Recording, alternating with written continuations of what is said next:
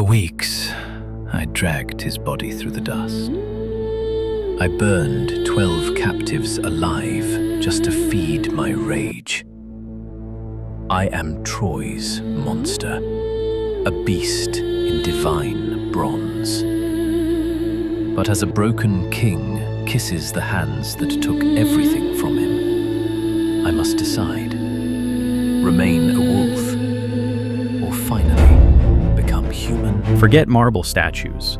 The ancient world was a grim spectacle, run by divine hunters who demanded human sacrifice and destroyed lives on a whim. We're peeling back the layers of their madness.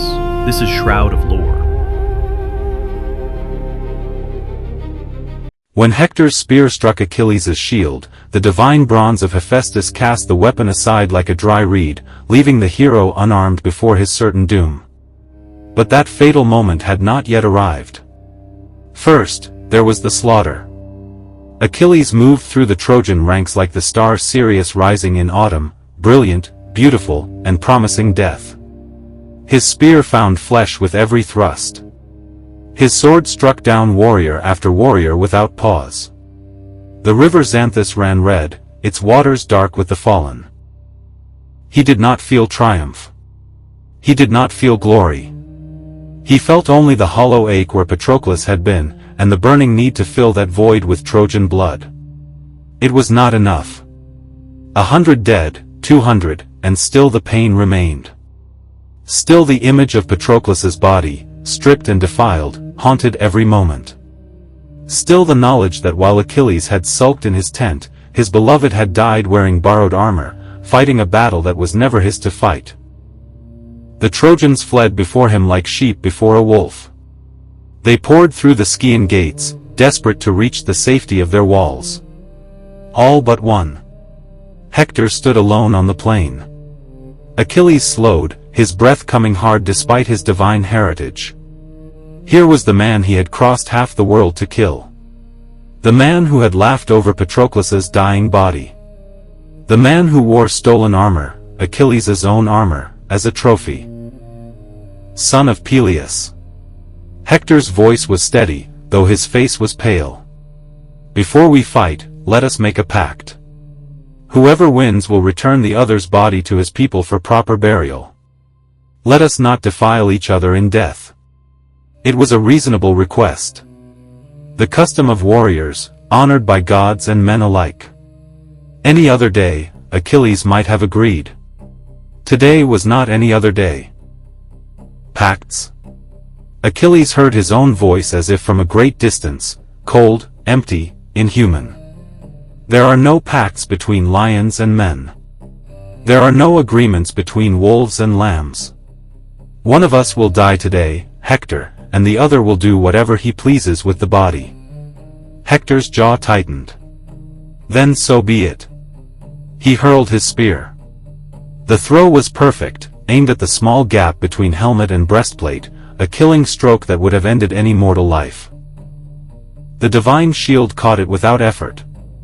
Hephaestus's work, forged with the fire of gods, turned aside the weapon as if it were a child's toy.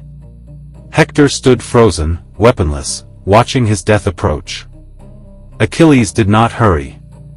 He walked toward his enemy with the patience of fate itself, savoring each step, each heartbeat of terror in Hector's eyes. You should have stayed behind your walls, Achilles said.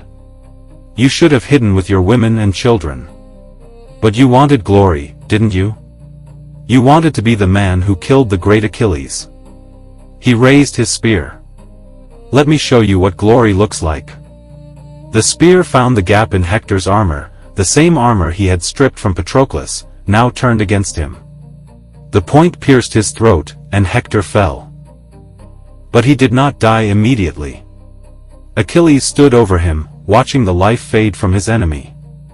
This should have been the moment of satisfaction. This should have been the release he had sought through all those weeks of grief. Instead, he felt nothing. Give me proper burial, Hector gasped. Let my parents ransom my body. I beg you. Beg all you want. Achilles knelt beside the dying man, close enough to see every flicker of agony. If I could, I would tear you apart. No ransom will save you. The dogs and birds will have what's left when I'm done. Hector's final breath carried a prophecy, remember this day. When Paris and Apollo bring you down at the Scaean gates. Then he was gone. Achilles felt the emptiness expand inside him, swallowing everything. Hector was dead. The revenge was complete. And Patroclus was still gone, still cold in his grave clothes, still beyond any reunion this side of Hades. He looked up at Troy's walls. Priam and Hecuba stood there, watching. The old king's mouth was open in a silent scream. The queen had collapsed against the battlements, held up only by her women. Good. Let them see. Achilles bound Hector's ankles with leather straps. He tied the straps to his chariot and mounted, taking the reins in hands that no longer felt like his own. Then he drove. The body trailed behind him through the dust as he circled the walls of Troy. Once around. Twice. 3 times. On the walls, the screaming grew louder with each pass, Andromache's voice rising above the rest, a sound of pure anguish that would haunt lesser men forever. Achilles heard nothing. He saw nothing but the dust and the road and the weight dragging behind him. That night, he built the pyre for Patroclus.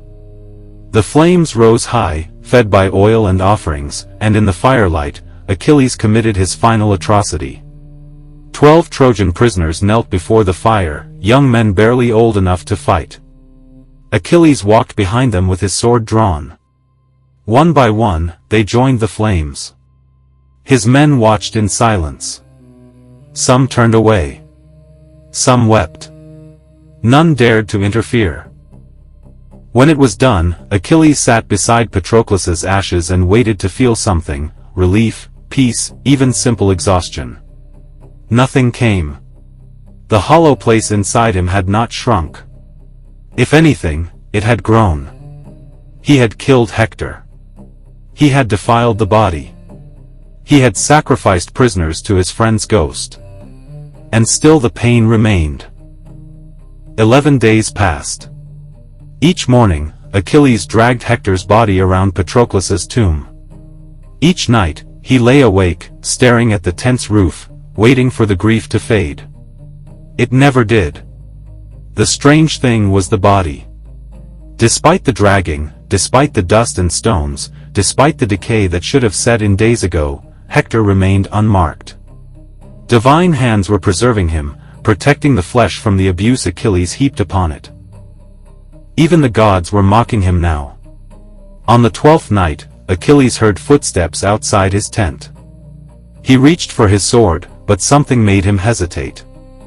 The footsteps were slow, shuffling, not a warrior's tread. The tent flap opened, and an old man entered. It took Achilles a moment to recognize Priam. The king of Troy looked nothing like the proud ruler who had watched from the walls.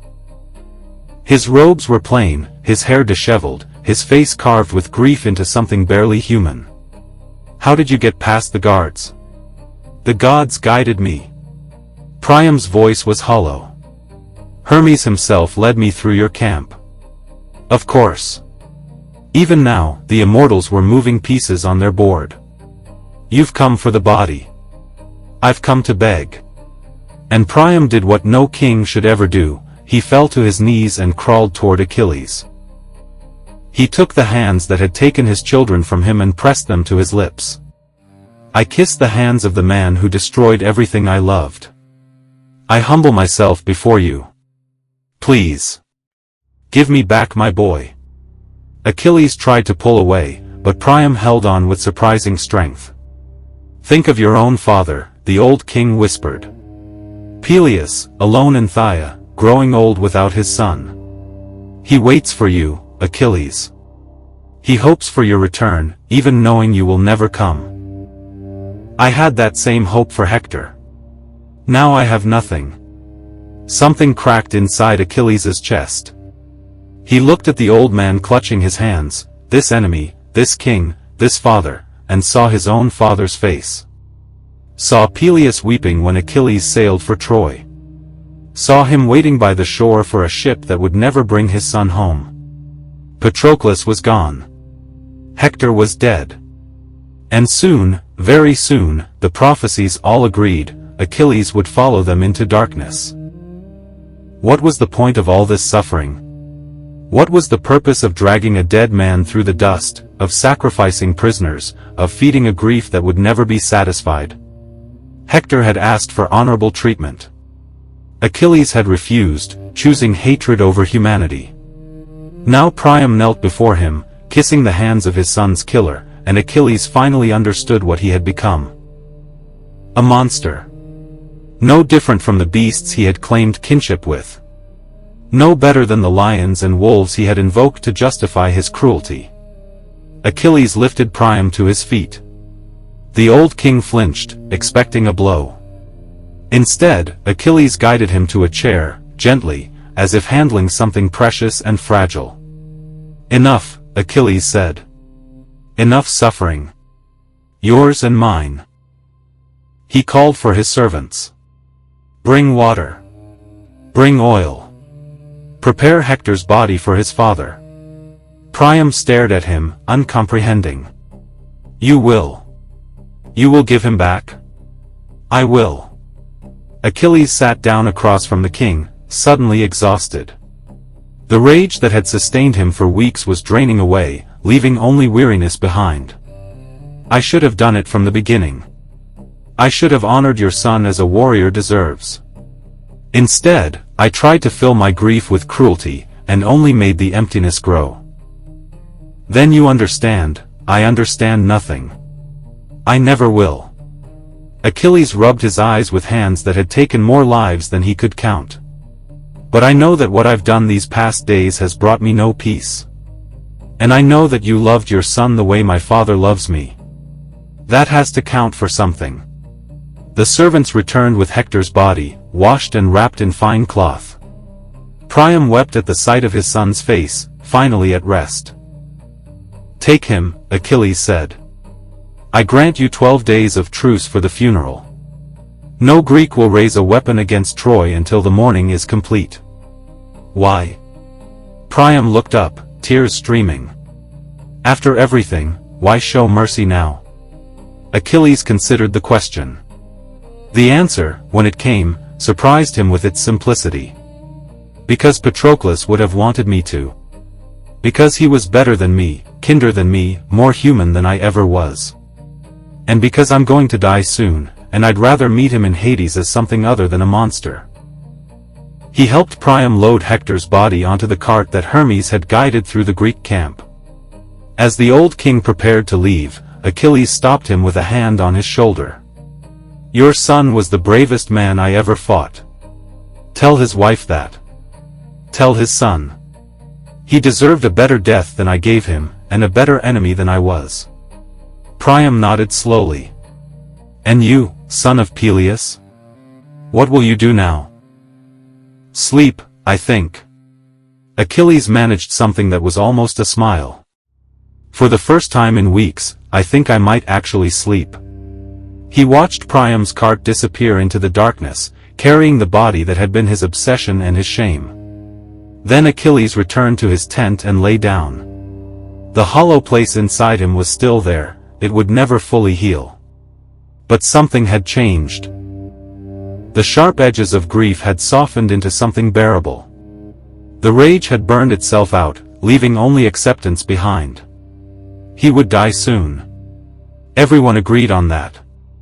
Paris and Apollo waited at the Scaean gates, ready to fulfill Hector's final prophecy. But tonight, that didn't matter. Tonight, Achilles closed his eyes and let the darkness take him, not the darkness of hatred, but the simple darkness of rest. Across the plain, Troy's gates opened to receive its fallen prince. The morning songs began, rising into the night sky, carrying grief that Greeks and Trojans shared alike. Two peoples, one sorrow. And between them, in the silence of his tent, the greatest warrior who ever lived finally found peace, not in victory, not in vengeance, but in the simple act of remembering how to be human.